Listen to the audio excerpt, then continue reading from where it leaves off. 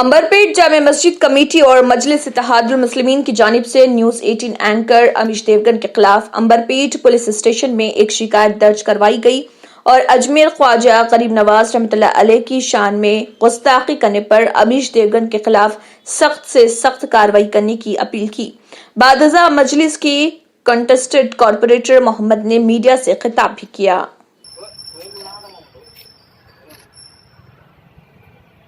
जो 15 के दिन जो अमीश देवगन जो गरीबन नवाज के ऊपर जो कमेंट्स करा, जो गैर गलत कमेंट्स करा, इसके लिए जो है सारे इंडिया में उसके ऊपर जो है कॉम्प्लेट्स चल रहे हैं। इसीलिए हम भी जो है उसके ऊपर कॉम्प्लेट देने के लिए आज अंबरपेट में पूरे बड़ी मस्जिद के लोग और अंबरपेट के सारे एमआईएम के और दूसरे पार्टी के भी पूरे मुस्लिम पूरे मिलके जितने भी गरीबन नवाज चाहते हैं या जितने मुसलमान पूरे मुसलमान उनके तरफ से इंडिया में वैसे है, ताकि वो सब उन्होंने जो है हमारे गॉडफादर है, उनको जो है इस तरीके से बात करते वास्ते हम लोग सब मिलके पूरे एमआईएम वाले मिलके और बड़ी मस्जिद की कमेटी और सब जने मिलके जो है हम आज कंप्लेंट दिए अंबरपेट के पीएस में। इंशाल्लाह ताला उसके ऊपर जो है पूरे तरीके से उसको अरेस्ट करना बोल के हमारा इरादा है। अल्लाह हमको कामयाब करे। रियासत में कोरोना वबा पर काबू पाने के लिए जारी करदा हिदायत के पेश नजर हुसूल दाखिले के मुख्तलिफ मसाबकती इम्तिहानात में शिरकत करने वाले अक़लियती उम्मीदवारों की सहूलत के लिए महकमे अक़लियती बहबूद के ज़र सरपरस्ती मरकज तालीमी तरक्की बराए अक़लियती तबक़ात CEDM उस्मानिया यूनिवर्सिटी की जानिब से ऑनलाइन मुफ्त कोचिंग का एहतमाम किया जा रहा। पहले मरहले में बोर्ड ऑफ इंटरमीडिएट एजुकेशन के ताउन से एमसेट और नीट में शिरकत करने वाले अक़लियती उम्मीदवारों के लिए ऑनलाइन कोचिंग प्रोग्राम का इफ्तिताह AK खान मुशीर अक़लियती बहबूद हुकूमत तेलंगाना ने अमल में लाया। इस मौके पर AK खान ने कहा है कि मसाबकती इम्तिहानात दौर हाजिर की एक नाकाबिल इनकार हकीकत है और हर नौजवान जो अच्छी मुलाजिमत या किसी मियारी कॉलेज में दाखिले का ख्वाह है उसे लाजिमन इस मरहले से गुजरना पड़ता है, जबकि मसाबकती इम्तिहानात का तरीक़ेकार तालीमी इम्तिहानात से मुख्तलिफ होता है। सैयद उमर जलील ने कहा है कि अक़लियती उम्मीदवार तालीमी काबिलियत व सलाहियत के बावजूद मसाबकती इम्तिहानात में पीछे रह जाते हैं। इसकी अहम वजह मुनासिब रहनुमाई की कमी, मियारी कोचिंग सेंटर्स में दाखिला और मुतालियाती मवाद की खरीदी के लिए वसाइल की कमी है। चुनांचा मसाबकती इम्तिहानात में अक़लियती उम्मीदवारों की शिरकत और कामयाबी को यकीनी बनाने के लिए महकमे अक़लियती बहबूद ने CEDM का क़याम अमल में लाया, जहां कोचिंग मुफ्त फराहम किए जाएंगे। अनकरीब आईसेट और दूसरे मसाबकती इम्तिहानात के लिए ऑनलाइन कोचिंग शुरू की जाएगी। उन्होंने अक़लियती उम्मीदवारों से ज्यादा इस्तेफादा करने का मशवरा दिया। बोर्ड ऑफ इंटरमीडिएट एजुकेशन के कोऑपरेशन के साथ CEDM जो माइनॉरिटी वेलफेयर डिपार्टमेंट के तहत काम करता है, एमसेट, नीट और इंशाल्लाह आइंदा चलकर आईसेट के लिए कोचिंग प्रोग्राम्स शुरू कर रहे हैं हम लोग। अब फ़िलहाल एमसेट के लिए 3 हफ्ते का टाइम है। जून 6 से 9 तक एग्जामिनेशंस होने वाले हैं, जुलाई 6 से 9 तक एग्ज़ाम्स होने वाले हैं। ये 3 हफ्तों के दौरान बहुत सारे लेक्चर्स, 850 से ज़्यादा lectures, chemistry, physics, zoology, botany और जितने भी सब्जेक्ट्स होते हैं एमसेट के तहत, ये सब्जेक्ट्स के लिए लेक्चर्स बेहतरीन टीचर्स और लेक्चरर्स के से जो रिकॉर्ड किए गए हैं, ये लेक्चर्स अवेलेबल हैं।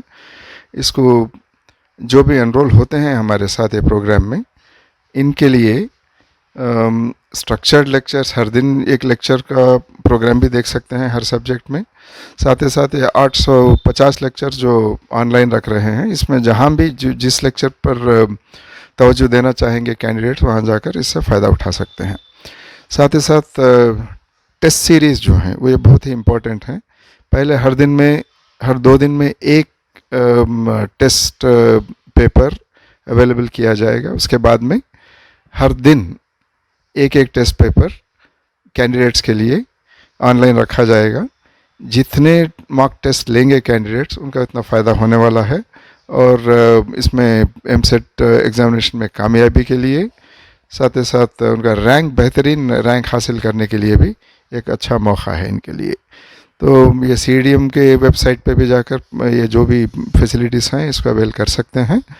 और ये जो जॉइंट रैंकर वेबसाइट है इसमें भी इससे भी इंफॉर्मेशन और जितना भी मटेरियल है इसको हासिल कर सकते हैं। इसका भरपूर फ़ायदा उठाना हर एक माइनॉरिटी कैंडिडेट के लिए ज़रूरी है। और अब इसमें जब बाहर के कोचिंग सेंटर्स और दूसरे जगह ऐसे ट्रेनिंग या कोचिंग फैसिलिटीज़ नहीं हैं इस वक्त, क्योंकि कोविड और कोरोना का जो माहौल बना हुआ है इसके तहत ये एक अच्छा पहल है माइनॉरिटी वेलफेयर डिपार्टमेंट की तरफ से, CDM की तरफ से प्रोफेसर शुक्र साहब और उमर जलील साहब जो सेक्रेटरी इंटरमीडिएट बोर्ड हैं, ये अच्छे कोऑर्डिनेशन के साथ इसको करे हैं। मैं समझता हूं कि हर एक माइनॉरिटी कैंडिडेट इसका भरपूर फ़ायदा उठाएंगे। जिले महबूबनगर में जड़चिल्ला के कांग्रेसी रहनुमा और रियल एस्टेट के बिजनेसमैन रामचंद्र रेड्डी हैदराबाद में मुर्दा हालत में दस्तयाब हुए। जायदाद के तनाजे पर उन्हें मुबैना तौर पर मौत के घाट उतार दिया गया और उनकी नाश शादनगर में उनकी गाड़ी में दस्तयाब हुई। 60 साला रहनुमा रामचंद्र रेड्डी के बेटे ने शादनगर पुलिस से शिकायत दर्ज कराई, जिसमें इल्जाम है कि एक रिश्तेदार प्रताप रेड्डी ने उनके वालिद रामचंद्र रेड्डी को अगवा किया और फिर उनका कत्ल कर दिया।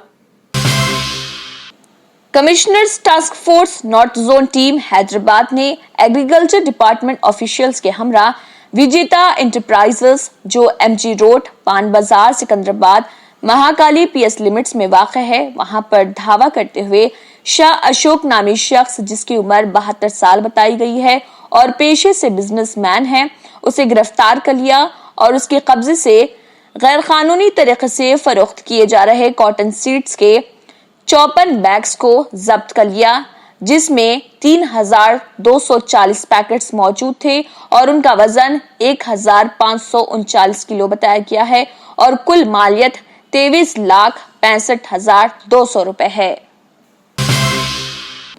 हबीबनगर पुलिस लिमिट्स में मंगर बस्ती में 2 ग्रुप्स में झगड़ा हो गया, जिसमें 7 अफराद जख्मी हो गए। तफसीलात के मुताबिक बीजेपी के लीडर नरेन ने मंगर बस्ती में तेजधार हथियारों से जानलेवा हमला कर दिया, जिसमें 7 अफराद जख्मी हो गए। मंगर बस्ती में बीजेपी लीडर नरेन के जुल्म से आवाम काफी परेशान है, जो पहले से ही कई केसेस में मुलविस पाए गए हैं। जख्मी नौजवानों ने मीडिया से बात करते हुए अपनी तकलीफ सुनाई। देखिए उनका क्या कहना है। पता मिल रहा सब उनके इधर हमारे लकड़ी से इनको मारे कैसा मारे माँ? दाता भी हिल रहे सब उनके। इधर मार दिए। नरीन की बीवी मारे सब चलने नहीं आ रहा ये हाथा तो 2 भी घंटे सब। साहब बीजेपी का के नरीन साहब, हाँ उसका हमारा आपसे ने 1-1.5 साल से ऑलरेडी कोर्ट में केस चल रहा हमारा, फिर भी उसको कानून का डर ही नहीं है साहब। बच्ची की हमारी शादी 2 दिन हुआ साहब अभी होके हलाल में। साले की शादी में बुलाए मेरे को, मैं नहीं जाने वाला था, होना बोल के मेरे को फोन करके बुलाए साहब मेरे को। अब देखो धनातन मेरे को मारते छूटे साहब बस के नरीन और उनकी पूरी गैंग है साहब। मैं अभी पूरी उनकी गैंग है साहब, देखो बाहर भी बैठे हो लगा, इतने पुलिस वाले रह के भी डरा रहे सब मेरे को। सर अभी देखो मेरे बड़े भाई को उनको एक मारे, किसको मारे चाकू? सब मेरे छोटे भाई को देखो सब। ये बाहर झगड़ा कहीं हुआ है ये? कुछ नहीं साहब, उसके जोरों को घर में मार रहा उन्हें।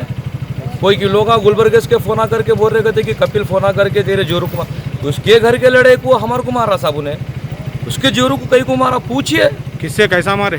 तलवार से मारा करते उसके जोरों को। नहीं तुम्हारे को कैसा मारे? मेरे को पूरा देखो साहब आपके सामने प्रेजेंट हूँ मैं। मेरे भाई को चाकू से मारे साहब, मेरे को रॉडों से मारे और इस बड़े भाई को मेरे को तलवार से। मैं ये साइड में हूँ साहब। क्या नाम है आपका? मैं कपिल हूँ साहब। कपिल है आपका? जी साहब। कितने जने जख्मी है आपका? अब देखो साहब अपना 7-8-6 भैया हैं, 2 भाभियाँ साहब। अब घर का नहीं पता नहीं क्या हुआ क्या नहीं पता नहीं साहब कुछ भी। हम लोग बाहर थे, बाहर से बाहर हमारे इधर ही आ गए साहब हम लोग। तेलंगाना हुकूमत ने चीनी फौजियों के हाथों शहीद होने वाले कर्नल संतोष बाबू को अरकान खानदान को इनामात की बारिश बरसाई है। चीफ मिनिस्टर चंद्रशेखर राव ने शहीद कर्नल संतोष के घर वालों को 5 करोड़ रुपए का एक्सग्रेशिया, मकान की जमीन और बीवी को ग्रुप 1 की मुलाजिमत का ऐलान किया है। इसी तरह कर्नल संतोष बाबू के साथ सरहद पर शहीद होने वाले दीगर 19 जवानों के घर वालों को फीकस 10 लाख मुआवजा देने का ऐलान किया। अजमेर के ख्वाजा के बारे में एक न्यूज एंकर की हर्जा सराय की मजम्मत और उसके खिलाफ कार्रवाई का मुतालबा करते हुए इंडिया इस्लामिक कल्चरल सेंटर के ताहयात रुकन और आला सरकारी अफसर इंजीनियर साजिद अली ने कहा है कि हजरत ख्वाजा मोइनुद्दीन चिश्ती वलीउल हिंद हैं और उनकी शान में गुस्ताखी करने वालों को जेल की सलाखों के पीछे पहुंचाना लाजमी है, वरना इससे ऐसे लोगों की हिम्मत अफजाई होगी। उन्होंने कहा कि ख्वाजा अजमेरी से पूरे हिंदुस्तान के लोग बिला तफरीक मजहब व मिल्लत, अकीदत व मोहब्बत रखते हैं और उनकी दरगाह की जियारत करने वालों में मुसलमानों से कहीं ज्यादा हिंदू होते हैं। इससे अंदाजा होता है कि गरीब नवाज मुसलमानों के साथ साथ दूसरों में भी यकसा तौर पर मकबूल हैं और उनसे सब अकीदत व मोहब्बत करते हैं।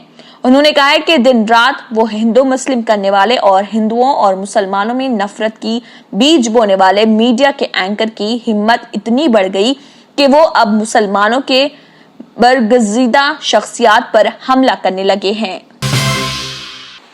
जुम्मे के मौके पर शहर हैदराबाद की तारीखी मक्का मस्जिद में सिर्फ 5 अफराद ने ही नमाज जुम्मा अदा की।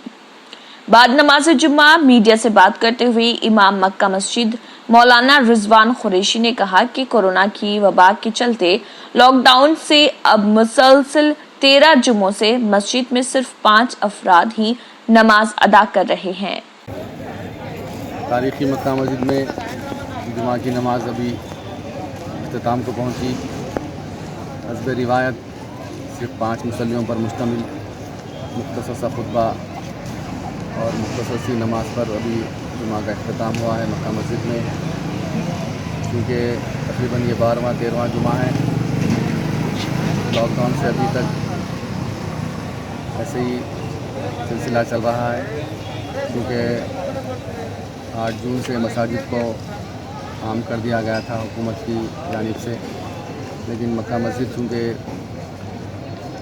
बड़ी मस्जिद है, तारीख़ी मस्जिद है, लोगों की यहाँ पर नमाज़ पढ़ने के लिए गुंजाइश ज़्यादा है। 5-7 हज़ार आदमी नमाज़ पढ़ते हैं। सिक्योरिटी प्रॉब्लम की वजह से अभी इस मस्जिद को अवाम उन्नास के लिए नहीं खोला गया है जुमे के लिए, जब तक के हालात मामूल पर ना आ जाएं। क्योंकि कोरोना का मर्ज़ जो है बतदरीज अभी इसमें इजाफ़ा होता जा रहा है, ख़ुसूसन हैदराबाद में इसका इजाफ़ा होता जा रहा है। तो जब तक ये मर्ज़ ख़त्म नहीं हो जाता, इसकी वबा ख़त्म नहीं हो जाती है, इंशाअल्लाह ताला मक्का मस्जिद में ऐसे ही मुख्तसर से मुसल्लियों पर नमाज अदा की जाएगी। मैं अवाम उन्नास से अपील करता हूँ कि वह अपने घरों के पास के मसाजिद को तरजीह दें। मक्का मस्जिद में जब तक कि दोबारा हुकूमत के अहकामात ना आ जाते हैं, आप मक्का मस्जिद तरफ जुमा की नमाज़ के लिए आने की जहमत न करें, अपने घरों के मसाजिद में पढ़ें, सोशल डिस्टेंस को बरकरार रखें, अपने आप की और अपने घर वालों की, अपने महल्ले वालों की और अपने आसपास अड़ोस पड़ोस सबकी हिफाजत करें। खुसूसी हिदायत जो बताए गए हैं उसके ऊपर अमल करते हुए, क्योंकि जानी मामला है, ये ज़िंदगी का और मौत का मसला है, इसमें हम सबको इसकी एहतियात करना चाहिए।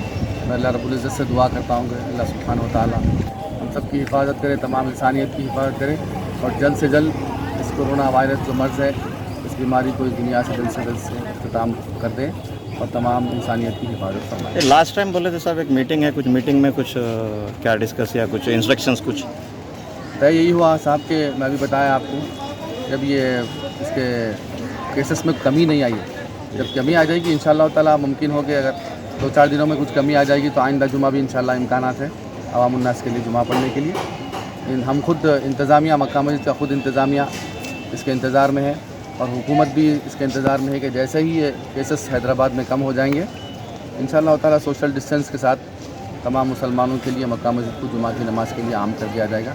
इंशाअल्लाह ताला दुआ है हमारी कि अगर आइंदा जुमा भी, अगर जुमा से पहले भी अगर ये केसेस में कमी आ जाती है 2-4 दिन पहले भी, तो इंशाअल्लाह ताला आइंदा जुमे से भी इंशाअल्लाह ताला ऐलान आ जाएगा कि अवाम उन्नास के लिए आम कर दिया जाएगा मस्जिद को। वरना एक 2-3 जुम्मे में इंशाअल्लाह ताला जैसा ही ये मर्ज़ में कमी आ जाएगी, इसके केसेस में कमी आ जाएगी, बहुत जल्द इंशाअल्लाह ताला हुकूमत के अहकामात आ जाएंगे और तमाम अवाम उन्नास के लिए इसमें जुमा की नमाज़ मक्का मस्जिद में पढ़ने की खुली आम इजाज़त होगी इंशाअल्लाह। साइबराबाद पुलिस ने अपने फहश पैगामात भेजकर तालिबा को हिरासत करने के इल्जाम में 2 सरकारी असातिज़ा के खिलाफ पीडी एक्ट नाफिज करते हुए उन्हें गिरफ्तार कर लिया। एक सरकारी स्कूल शाहबाद से ताल्लुक रखने वाले मुलजिम श्रीकांत और सुरेंद्र को हाल ही में गिरफ्तार किया गया। वो दोनों 9वीं जमात की तालिब इल्म को फहश पैगामात भेज रहे थे।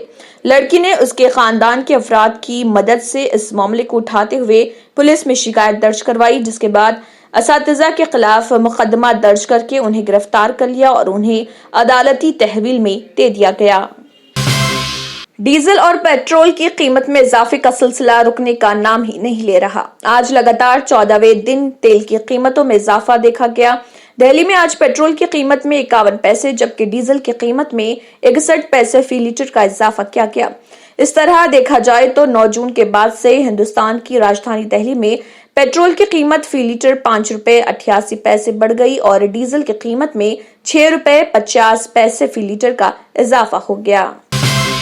A1 टाउनशिप की एक और नई पेशकश जहांगीर पीर दरगाह से 2 किलोमीटर पहले मल्टीनेशनल कंपनीज के करीब, जो कि बिल्कुल आबादी से लगा हुआ, बेंगलोर हाईवे से सिर्फ 5.5 किलोमीटर, बीटी रोड से लगा हुआ, तमाम डेवलपमेंट के साथ 5,50,000 में 100 गज का प्लॉट। A1 टाउनशिप में आपका ये छोटा सा इन्वेस्टमेंट आपका और आपके बच्चों का मुस्तकबिल बदल सकता है। आज ही तशरीफ लाएं और A1 टाउनशिप के इस प्रोजेक्ट से फायदा उठाएं। Office at pillar number 235 opposite fisheries department, Rajendra Nagar, Hyderabad. अपनी दोस्तों को देखती थी तो हैरत होती थी। किसी का हस्बैंड उससे बहुत बड़ा, किसी की तालीम ना होने के बराबर, कोई तो खैर जाने दीजिए। मैंने फैसला किया है कि जब तक मेरा परफेक्ट मैच नहीं मिलेगा शादी नहीं करूंगी। फिर मिला nayabrishte.com, वाहिद मैट्रिमोनियल वेबसाइट जहां आपकी पसंद और मिजाज के लाखों रिश्ते। जब भी मुझे ये मिले, मिलाए दिल के रिश्ते।